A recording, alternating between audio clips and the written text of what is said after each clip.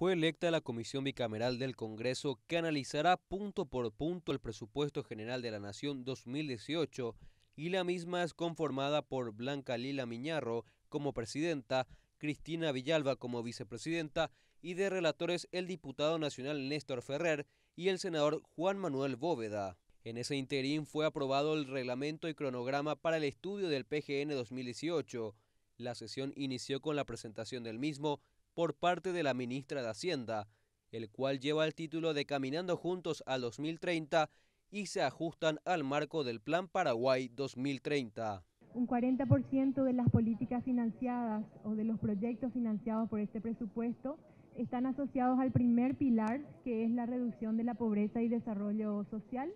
El resto prácticamente está asociado al segundo pilar, que es el crecimiento económico inclusivo, es más o menos un 60%, y luego una pequeña porción, que son 409 mil millones de guaraníes, están asociados al tercer pilar, que es la inserción de Paraguay en el mundo, lo que nos da un monto total de 73 billones de guaraníes para este presupuesto.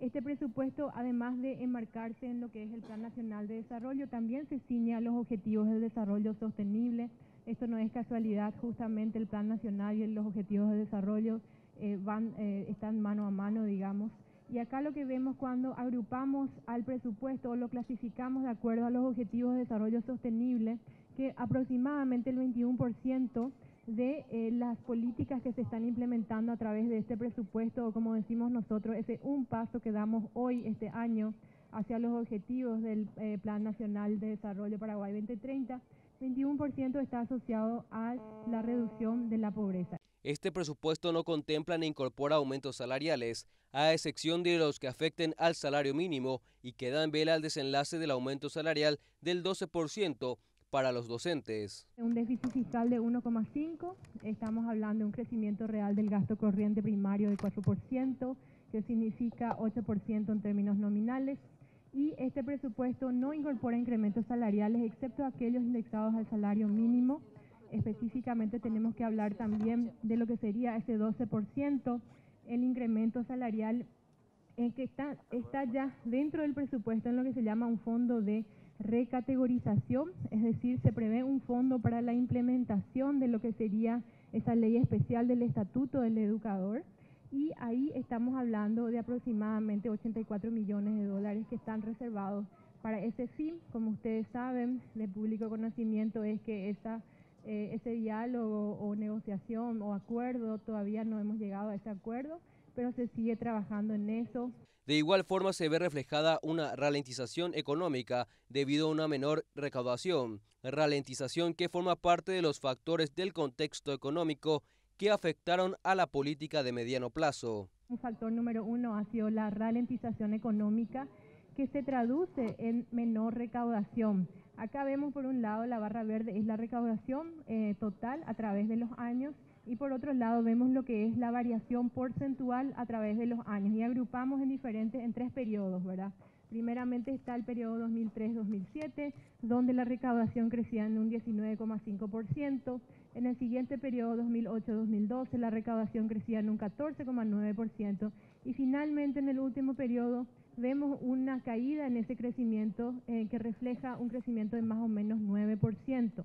Es decir, esa coyuntura externa específicamente se tradujo en menores ingresos tributarios desde el punto de vista aduanero. Hubo una caída muy importante en los ingresos aduaneros a través de la importación, pero esto fue contrarrestado por un crecimiento importante que se dio en los tributos internos, y es un reflejo justamente de lo que ha pasado desde el punto de vista económico. Un país que buscó motores internos de crecimiento para poder sobrellevar la crisis regional. El superávit fiscal de 2004 al 2012 fue absorbido totalmente por los gastos rígidos, gastos en materia salarial, endeudamiento externo, los cuales son detalles a tener en cuenta, según la ministra de Hacienda, y son gastos que deben ser contenidos. La contención del gasto salarial, después de esa subida tan importante de 40% que se dio, ¿verdad? Una subida que realmente no estuvo asociada a, digamos, meritocracia o alguna característica como esa, o inflación, porque la inflación realmente en Paraguay está controlada, sino fue un incremento muy importante Entonces, a partir de ese momento hacemos bien la tarea de empezar a contener esos gastos salariales y por otro lado hacemos también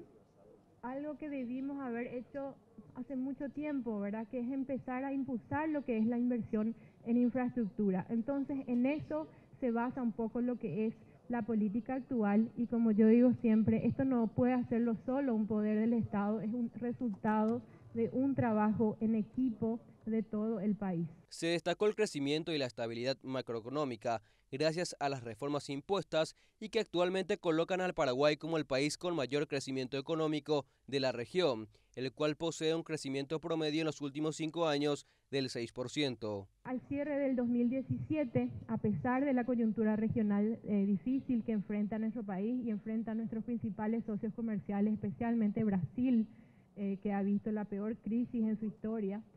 vemos que a pesar de todo esto y por primera vez en la historia del Paraguay, en la historia del Paraguay, en la historia económica, Paraguay sigue creciendo y al final de este año, al final de este quinquenio, va a convertirse en la economía que más va a crecer en toda la región, llegando a un crecimiento promedio en los últimos 5 años del 6%. Eso no es un tema menor porque es efectivamente el reflejo, no les voy a decir que es el reflejo de la política de este gobierno actual, sino efectivamente es el reflejo de un país que ha venido haciendo bien su tarea del manejo de las finanzas públicas desde aproximadamente unos 15 años, al inicio del siglo, cuando empezamos a implementar una serie de reformas que hacen que Paraguay disfrute de una estabilidad macroeconómica importante y que pueda hoy, como nunca antes, desacoplarse y encontrar motores internos de crecimiento que hacen que nuestro país se encuentre en una situación envidiable en lo que respecta a crecimiento. La brecha entre lo ejecutado y presupuestado también ha ido disminuyendo en los últimos años.